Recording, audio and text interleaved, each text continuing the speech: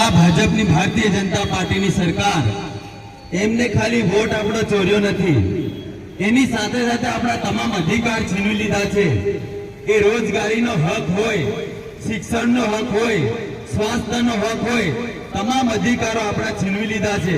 તો સમગ્ર ગુજરાતની અંદર આપણા હરપાલસિંહજીએ વોટ ચોર ગંદી ચોરનો જે કાર્યક્રમનો ઝુંબેશ ચલાવ્યો છે તે આજે દાહોદ ખાતે પધારી ચૂક્યા છે અને સમગ્ર જનતાને કહેવા માંગે છે, એક સંદેશ આપવા માંગે છે કે આપણા તમામ હકો લઈ અને કેન્દ્રમાં ખોટી રીતે બેસી ગયા ભારતીય જનતા પાર્ટીની સરકાર અને સાથે સાથે બાજુના રાજ્યમાં મધ્યપ્રદેશ હોય, રાજસ્થાન હોય, છત્તીસગઢ હોય કે કર્ણાટક હોય, તમામ જગ્યાએ આપણા વોટ ચોરી કર્યા અને વોટ ચોરીની સાથે સાથે આપણા હક છીનવ્યા.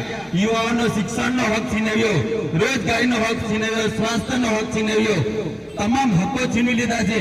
તો સૌ સાથે મળીને આ કાર્યક્રમને આગળ વધારી અને આ ભારતીય જનતા પાર્ટીની સરકાર વિરુદ્ધ આપણે સહી કરી અને આપણો મોબાઈલ નંબર લખી અને આપણે છેક ચૂંટણી કમિશનમાં આ બીડું છેક ત્યાં સુધી મોકલીએ અને આ ખોટી રીતે બેસી ગયેલી કેન્દ્રની અંદર ખોટી રીતે સરકારમાં બેસી ગયેલી આ સરકારને આપણે હટાવે એવી વિનંતી કરવા માંગીએ છીએ.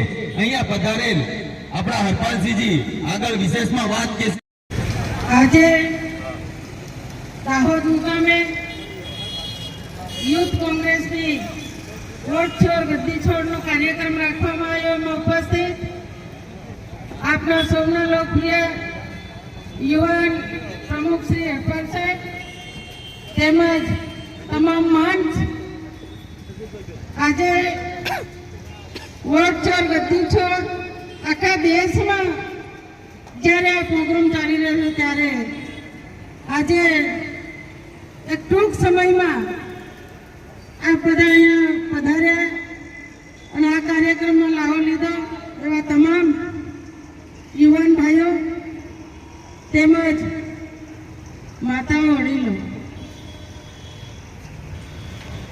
ભારતની જનતા પાર્ટીની સરકાર આમ તો બધું ચોરે છે, પણ આજે વોટ ચોરી કરીને આજે સરકાર બનાવેલી છે ત્યારે સૌને જાણકારી કરવાની છે કે મોદી સાહેબ મુખ્યમંત્રી બને, વડાપ્રધાન બન્યા એ વોટ ચોરી કરીને બન્યા છે. ત્યારે તમામ લોકોએ આની માહિતી લઈને પોતપોતાના વિસ્તારમાં, પોતાના બૂથમાં આપણે મતદાર યાદી ચકાસણી કરવાની છે. ત્યારે આ તમામ આજુબાજુ ભાઈઓ ઉભા છે, બધા મતદારો છે, એમને ખાતરી ના હોય ત્યારે ભાજપની સરકાર આજે વોટ ચોરે છે, કાલે આપણું ઘર ચોરીને બે લઈને જવાના છે, જમીનો બી લઈને જવાના છે.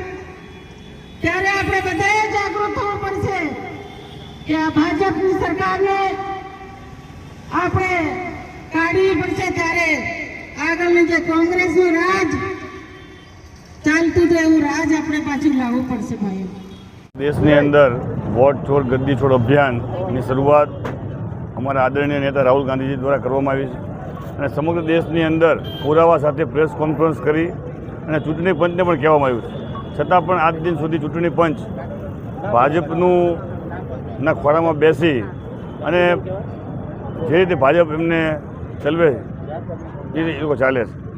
રાહુલ ગાંધીજીએ સમગ્ર દેશના કોંગ્રેસના કાર્યકર્તાઓને લોકોની વચ્ચે જવાનું કીધું છે.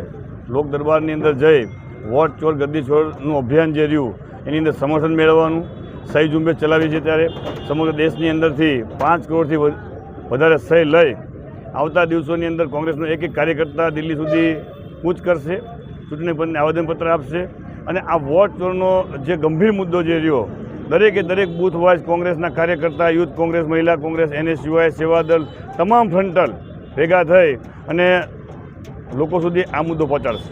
આ માટે આજનું આયોજન કરવામાં આવ્યું દાહોદની અંદર.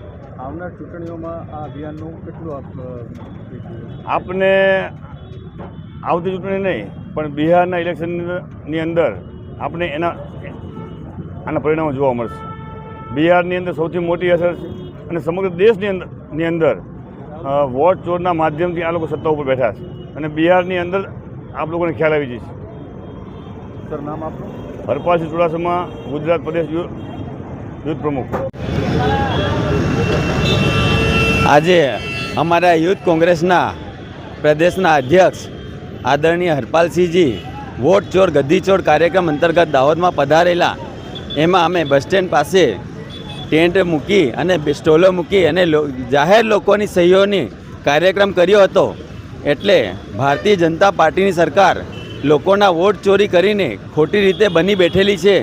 એ કેન્દ્રમાં હોય, રાજ્યોમાં હોય, લોકોના વોટ ચોરી કરીને બની બેઠેલી છે. એમની ચોરી અમારા આદરણીય રાહુલ ગાંધીજીએ પકડી પાડી છે. એટલે જનમત અમે ભેગો કરી સહીઓ અને એમના મોબાઈલ નંબર દ્વારા જનમત ભેગો કરીને અમે આ દિલ્હી સુધી પહોંચાડવાના છે. એ કાર્યક્રમ અંતર્ગત અમે બસ સ્ટેન્ડની અંદર પણ લોકોની સહીઓ લીધી અને લોકોને જાગૃત કર્યા કે ખાલી વોટની ચોરી નથી, આપણા અધિકારની ચોરી છે, આપણી રોજગારીની ચોરી છે, આપણા સ્વાસ્થ્યની ચોરી છે, આપણા શિક્ષણની ચોરી છે અને આપણા હક્કોની ચોરી છે. આ વિશે લોકોને જાગૃત કરી લોકોને અમે સહી ઝુંબેશ કાર્યક્રમ કર્યો હતો અને એ કાર્યક્રમ ખૂબ સફળ નીવડ્યો અને એની અંદર મોટી સંખ્યામાં યુથ કોંગ્રેસના કાર્યકરો અને અમારા આદરણીય હરપાલસિંહજી અને એમના સાથી મિત્રો અહીંયા પધાર્યા, અમારા માજી ધારાસભ્યશ્રીઓ પધાર્યા. એ બદલ સૌનો હું ખૂબ ખૂબ આભાર માનું છું. જય હિન્દ, જય ભારત. દાહોદ જિલ્લા કોંગ્રેસ પ્રમુખ હર્ષદભાઈ નીનામા.